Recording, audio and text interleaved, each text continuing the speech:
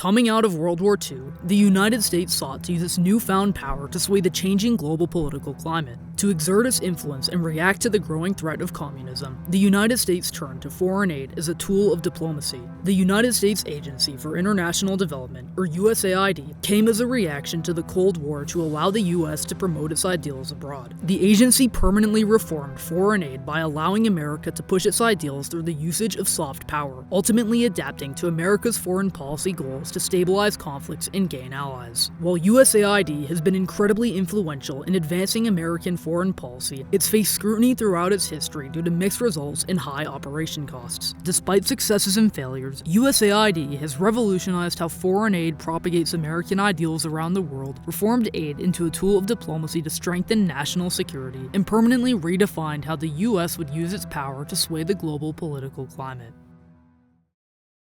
Following the end of World War II, the United States gave over $13.3 billion in assistance to Western Europe under the Marshall Plan as a way to ward off the growing threat of communism. Using the popularity of the Marshall Plan, President Harry Truman expanded foreign aid under his Point 4 program in the Truman Doctrine. As a reaction to the growing number of countries in Africa and Asia gaining independence from colonial powers, the U.S. became more involved abroad to contain the spread of communism. As the scale of foreign aid expanded, few changes were made to the ways in which they were being administered. Programs were not managed under a singular consolidated agency, leading to many bureaucratic delays and poor management. In a special message to Congress on foreign aid, President John F. Kennedy said, "The program is based on a series of legislative measures and administrative procedures conceived at different times and for different purposes. Its weaknesses have begun to undermine confidence in our effort both here and abroad." Kennedy hoped to lead a decade of development by creating a stronger, more efficient foreign aid program. Kennedy proposed the creation of the United States Agency of International Development, a comprehensive agency that would administer all foreign aid and reduce bureaucratic delays. While it faced significant pushback from Congress, it was eventually approved in a bipartisan vote in 1961 as a reaction to growing Cold War tensions.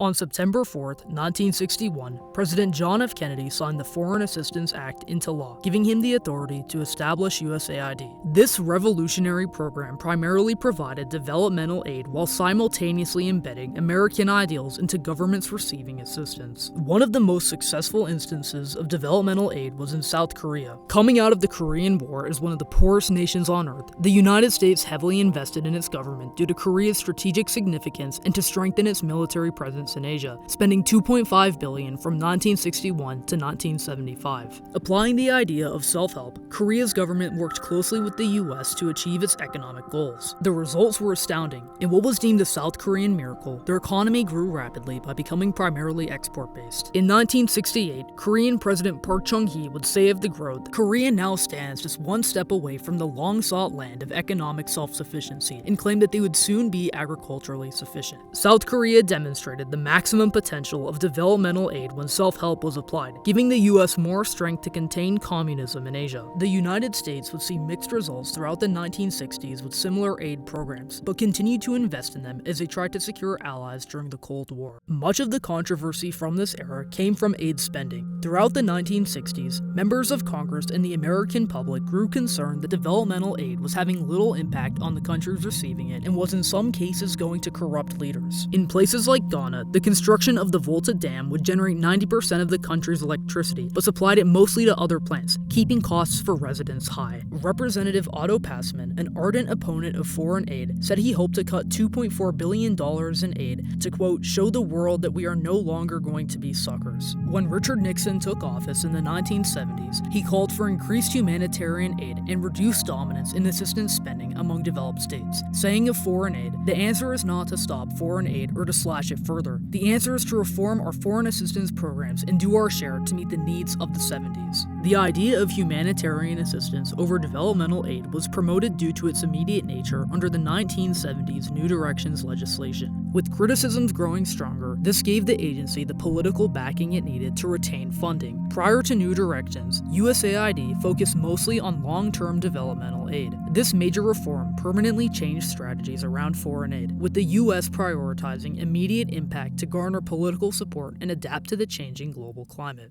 One of the most prominent examples of this humanitarian aid came during the Ethiopian famine of 1985. As reports came out of Ethiopia showing the full extent of the famine, the American public began to pressure Ronald Reagan to provide aid to the country. Despite precedent that governments which actively oppose the US should not receive any aid, the Reagan administration provided humanitarian aid to Ethiopia's Marxist-Leninist government, with Reagan saying of the famine, "A hungry child knows no politics." USAID's aid to Ethiopia, contradicting previous Cold War aid policy, would still serve a key role in attempting to reduce Soviet influence and create additional stability in the region. Ethiopia set a precedent of providing immediate need over politics, but would still allow the US to push its influence in the communist state. After the Cold War, USAID would still play a key role in advancing American ideals, specifically in influencing the governments of Iraq and Afghanistan. The US government called for heavy investment in the region, but USAID's goals often conflicted with those of the military. Andrew Natsios, USAID administrator under Bush, shares one such conflict. So I wanted to invest much more money in the higher education system.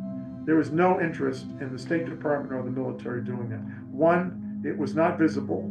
Two, it took a very long period of time to do it, and they were not interested in what was going to happen in 20 years. They were interested in what was going to happen right now.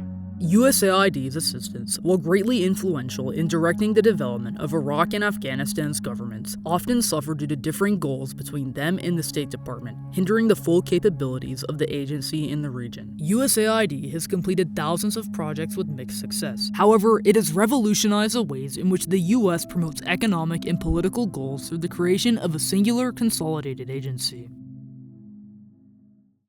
Having operated for nearly 60 years, USAID has transformed the way of life in communities around the globe, with its thousands of projects preventing conflicts and improving the quality of life for millions. The reaction to USAID's development programs, such as reducing birth rates and expanding access to women's education in third world countries, have been profound. Its health programs have also played a key role in preventing the spread of diseases to protect the health of Americans, with the agency's contribution of $32 million to fund smallpox immunization helping to eradicate the disease in just 11 years. According to the Pew Research Center, foreign aid spending took up only 1.17% of the federal budget in 2023. The return on investment has been a 15% reduction of mortality rates across all ages and causes of deaths in countries that have had highly funded USAID projects. A study conducted by The Lancet estimates that since 2000, USAID-funded programs have also saved an estimated 91 million lives, demonstrating the remarkable impact of USAID. USAID's investment in stronger democratic governments has revolutionized the ways in which the US is able to indirectly benefit its own economy and national security, reforming the way it exerts its influence abroad. Such investments have not only prevented conflicts, but has also gained the US major allies in trade, with countries that received heavy USAID assistance, such as Taiwan and South Korea, ranking within the top 10 US trading partners. Ultimately, USAID's reshaping of diplomatic strategies through soft power has given the US more influence in global affairs, allowing the US to secure key allies and promote its interests abroad. Despite USAID having a long-standing role in US foreign policy, the agency was effectively shut down and merged with the State Department on July 1st of 2025. In a major foreign policy shift, President Trump's administration cited that foreign aid was riddled with waste, fraud, and abuse and served to, quote, destabilize world peace by promoting ideas in foreign countries that are directly inverse to harmonious and stable relations internal to and among countries. Many critics of foreign aid have argued that the US is too involved abroad, saying that the money would be better spent at home where American taxpayers will directly benefit from increased domestic spending. The shutdown of USAID has raised concerns on how its absence will reduce US influence abroad. Senator Mitch McConnell shared concerns regarding China filling the aid gap, giving up current and potential allies along with reducing America's overall global influence. The move has also drawn criticism from politicians such as former President Barack Obama, saying, "Gutting USAID is a travesty because it's some of the most important work happening anywhere in the world." The New Yorker also reported that as of November 5th, 2025, cuts to USAID have already led to over 600,000 deaths globally. The shutdown of USAID ultimately shows a shift toward isolationism to prioritize domestic well-being, but will lead to a loss of global power as other countries fill the aid gap. While USAID has had a long, complex history history with successes and failures, the agency's revolutionary role in reshaping American foreign policy has allowed for the U.S. to secure key allies and better protect its national security. It fundamentally reformed foreign policy, transforming aid into a powerful tool of diplomacy to advance American ideals abroad.